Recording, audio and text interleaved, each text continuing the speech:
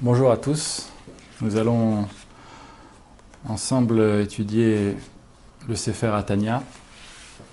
Le Sefer Atania qui a été écrit par Rabbi Shneur Zalman, l'Admor HaZaken, qui est fondateur de la Chassidut Chabad, comme chacun sait. Donc on va faire une petite introduction. La Chassidut, elle a été dévoilée par le Baal Shem Tov,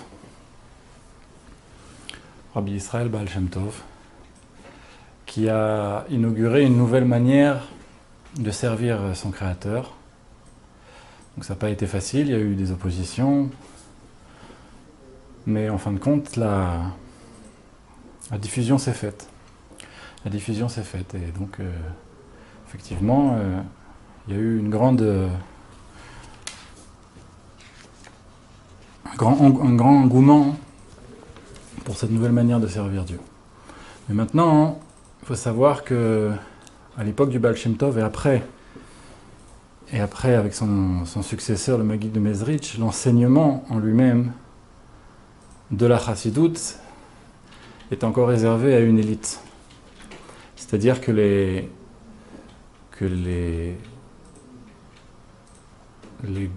grands Talmidei Chachamim, ils avaient accès à ça parce que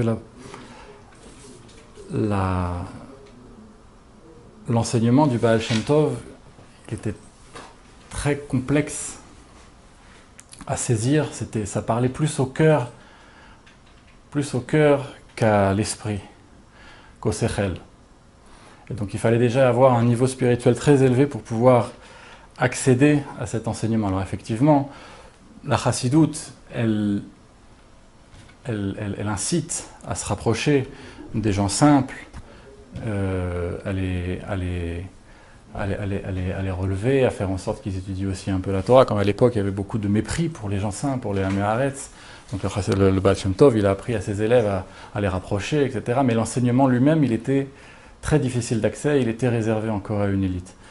Alors est venu l'Admor HaZaken, et il a décidé d'inaugurer encore une nouvelle voie, c'est-à-dire de formaliser la Chassidut, et qu'elle soit beaucoup plus proche du Sechel, du Sechel, c'est-à-dire de l'intellect, de manière à ce que ça puisse toucher bien plus de gens. Et toucher tout le monde en réalité, puisque tout le monde a un cerveau, tout le monde peut s'en servir, tandis donc la manière d'enseigner la Chassidut avant, comme on a dit, elle touchait beaucoup plus le cœur, et était beaucoup plus dirigée vers des gens qui étaient déjà qui avaient un cœur déjà enflammé pour le service de Dieu. Alors donc l'Admor HaZaken a inauguré cette manière de servir Dieu. C'est pour ça qu'il a nommé sa Chassidut Rabat, qui est l'acrostiche de Chochma, Bina et Da'at. Chochma, Bina, Da'at, qui sont les trois niveaux du cheminement intellectuel. On en parlera dans le livre.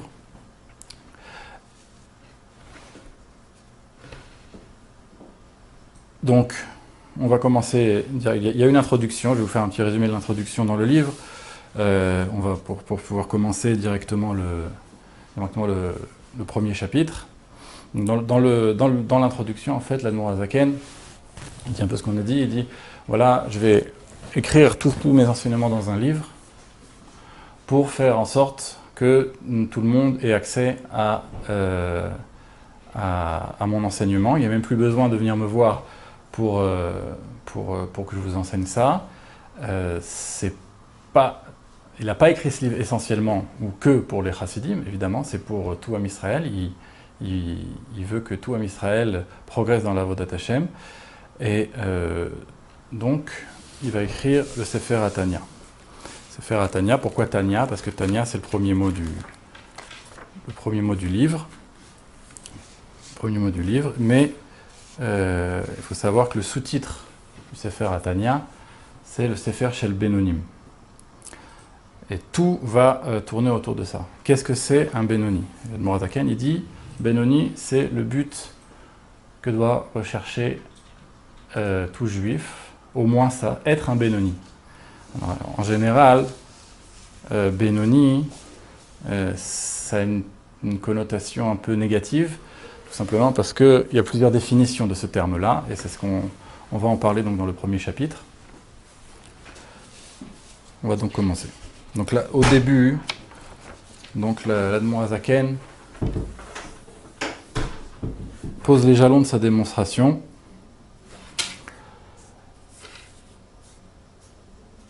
Il pose des questions, il répond à certaines. À d'autres, il va répondre un peu plus tard dans la suite des chapitres. Mais l'essentiel, c'est qu'il va nous expliquer qu'est-ce que c'est un Benoni, c'est ça le plus important. Donc, Perek Aleph, Tanya. Mais sauf Perek Gamilida, donc on enseigne, les Chachamim, ils nous enseignent, à la fin du 3e chapitre de Nida, Mashbi'i Moto, Te'ed Sadik, Ve'al Te'e Racha. Donc on le fait jurer. Qui on fait jurer? On fait jurer l'âme du juif, avant de descendre sur terre. Te'ed Sadik, Ve'al Te'e Racha. Soit un tzaddik et ne soit pas un racha, soit un juste et ne soit pas un méchant. Ve'afilu kol ha'olam kulo omrim lecha tzadikata. Et même si le monde entier te considère comme un tzaddik, eye be'enecha keracha. Soit à tes yeux comme un racha. C'est-à-dire l'avin. Donc il nous faut comprendre, Deatnan, à votre Perekbet, il y a une Mishnah qui nous dit, Mishnah dans la Pirkei Avot, Ve'al te'e racha v'pnei atzmecha. Ne sois pas un racha devant toi ou à tes yeux. Ve'gam im yeh be'enav keracha, et même, et aussi, il explique pourquoi est-ce qu'il ne faut pas se considérer comme un racha. Ve'gam im yeh be'enav keracha, s'il a ses yeux comme un racha, ira levavo, ve'yeh atsev. Son cœur en sera affligé, il sera triste, déprimé, et il ne pourra pas servir Dieu dans la joie et l'inspiration. Ça, comme on le sait, c'est une des bases de la Avodat Hashem, la simcha. Ouais, on ramène ça toujours à la Chassidut, mais c'est pas vrai, parce que même le Rambam lui-même, dans son Yad HaChazaka, dans la Halacha, il dit que la base même de la Avoda, c'est la simcha, la joie. Et donc, si on se considère tout le temps comme un rachat, on ne pourra pas servir Dieu comme il faut. Ve'im lo yira levavo klal miseh, et disons que même son cœur n'en sera pas affligé, yachol lavo lidei kalut chas v'shalom. Ça peut être pire, il peut ne plus rien en avoir à faire. Son cœur, il peut arriver à la légèreté, c'est-à-dire, bon, que m'importe si je suis un rachat, qu'importe, je vais faire ce qui me plaît. Donc, il faut comprendre ça, parce que c'est sûr que c'est pas comme on a compris au départ. Il va falloir comprendre tout ça. Achaenyan, qui nematsinu begmara, donc il commence à expliquer. Il va expliquer qu'il y a 5 niveaux dans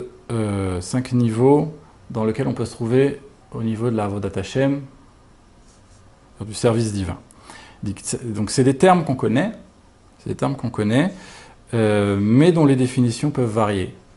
D'accord? Donc l'Admor Hazaken va donner sa définition, il va expliquer aussi, en partie en tout cas, quelles sont les autres définitions, il va expliquer leurs différences.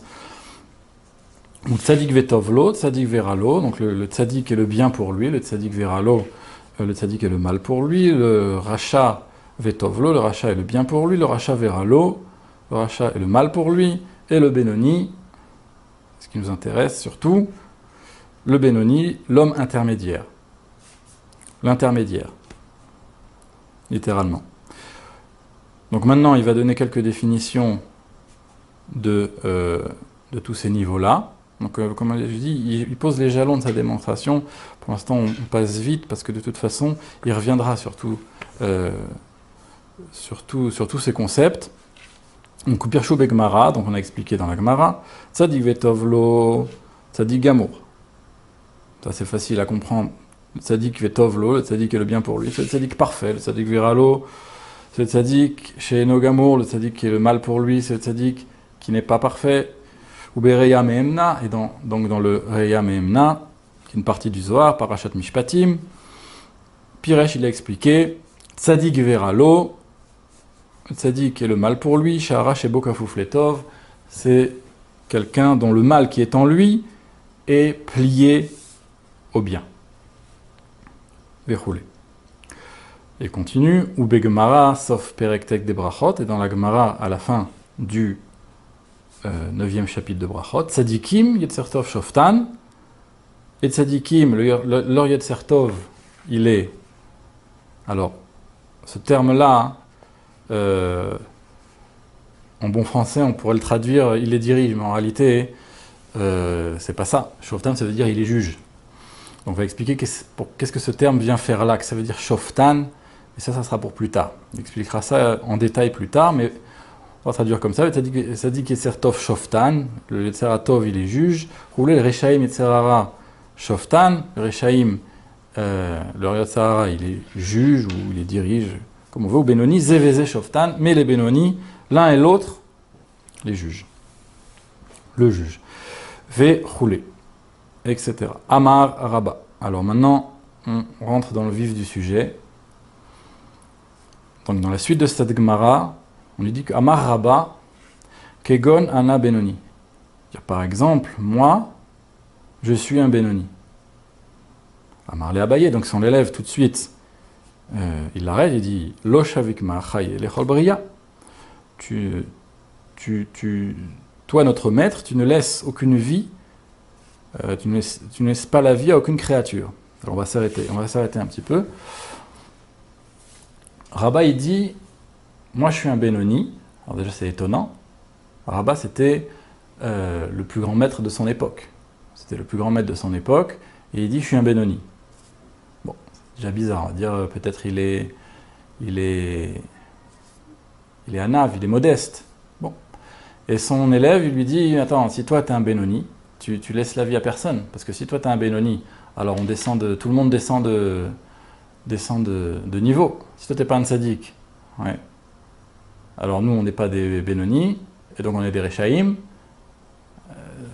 Comment c'est possible? Comment tu peux dire un truc pareil? Ouais. C'est-à-dire que nous on serait tous des Rechaim, toi tu es un Benoni, il n'y a pas de tzaddik, toi tu es le plus grand, le sage de ta génération. Comment c'est possible un truc pareil? On va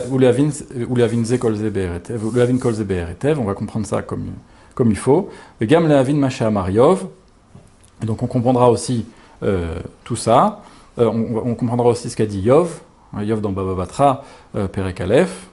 Ribono Shalolam, Barata Tzadikim, Barata Rechaim, Roulé, Vea Tzadik Veracha Loke Amar. Donc on nous dit, dans les Chachamim, les sages nous disent que Yov, il a dit, toi Dieu, Barata Tzadikim, tu as créé les tzadikim, tu as créé les rechaim, et donc le Moazaken, il pose une kushia, il y a marqué aussi dans la Gemara Nida, c'est vrai que l'homme, il y a une certaine prédestination au niveau de sa personnalité, c'est vrai, tout le monde n'est pas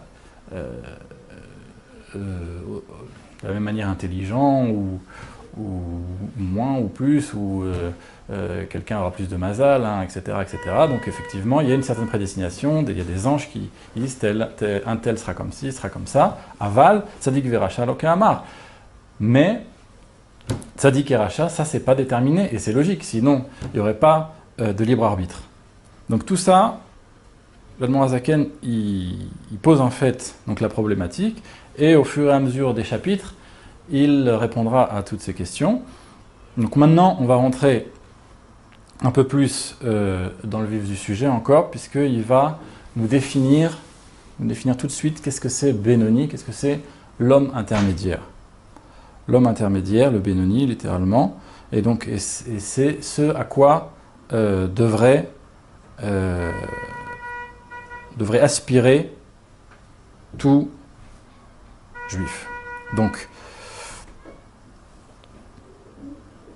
le Benoni, donc on va l'expliquer tout de suite, après on verra ça dans les mots, ça sera plus simple. On nous a dit que Rabba, a dit sur lui qu'il était un Benoni.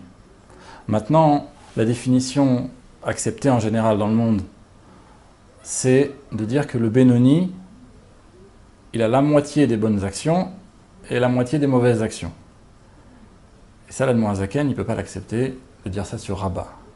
Rabbah, même si c'était quelqu'un certainement de très modeste, il ne peut pas se tromper sur lui-même jusqu'à dire la moitié de tout ce que j'ai fait dans ma vie, c'était des Averot. Parce que c'est de ça qu'il s'agit. Un Benoni, dans l'acceptation que les gens ils ont de ça en général, c'est ça. Moitié-moitié. Moitié de bonnes actions, moitié d'Averot.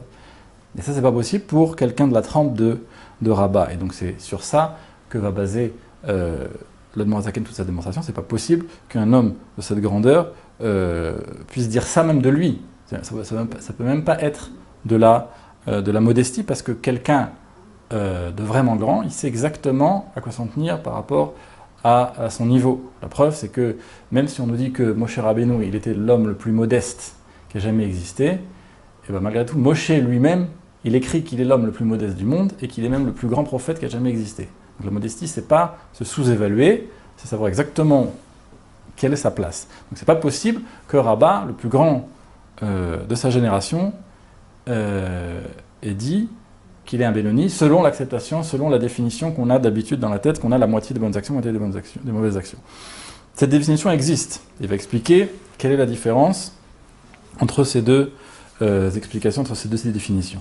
Donc on va voir ça en deux mots. Vegam le'avin maut madrigat ha-benoni, shebevadai eno mertzat zruyot mertzat avonot, parce que c'est sûr que le Benoni, c'est pas moitié des bonnes actions, moitié des mérites, moitié de mérite et moitié de fautes. Sheim kenerta Rabbah be'atzmo lomar sheu Benoni. Parce que sinon, comment est-ce que Rabbah pourrait se tromper à ce point-là en disant qu'il est un Benoni?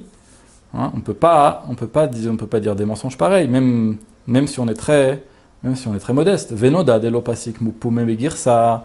Et on sait, les sages nous disent que sa bouche ne cessait jamais d'étudier. Jusqu'à ce que même l'ange de la mort ne pouvait pas le toucher, ne pouvait pas l'attraper. Donc non seulement il n'arrêtait jamais d'étudier, mais même la qualité de son étude était tellement forte, tellement grande, que l'ange de la mort lui-même ne pouvait pas le toucher. Et comment est-ce qu'un homme comme ça, il aurait pu fauter la moitié, dans toute sa vie, la moitié de ses actions étaient des fautes, Chas v'Shalom, Dieu nous en préserve. Donc il rajoute encore l'Admor HaZaken, donc des preuves tirées donc des sages, qui dit donc au moment même où on fait des fautes, Nikra Racha Gamour.